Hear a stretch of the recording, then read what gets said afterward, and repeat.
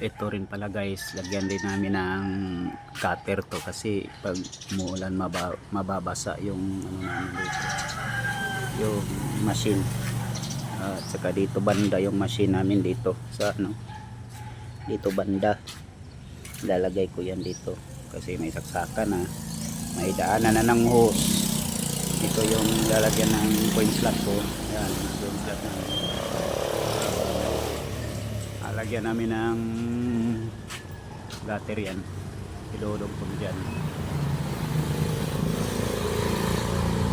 Ayan.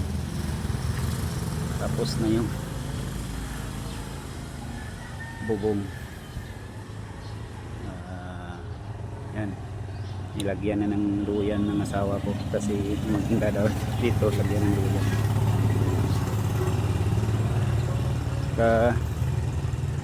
Yun, yung flooring tapos rin kahapon.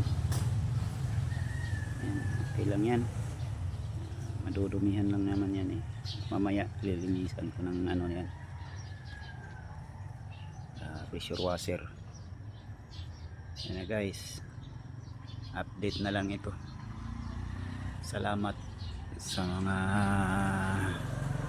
tumutulong sa akin sa paggawa nito. Thank you guys, salamat.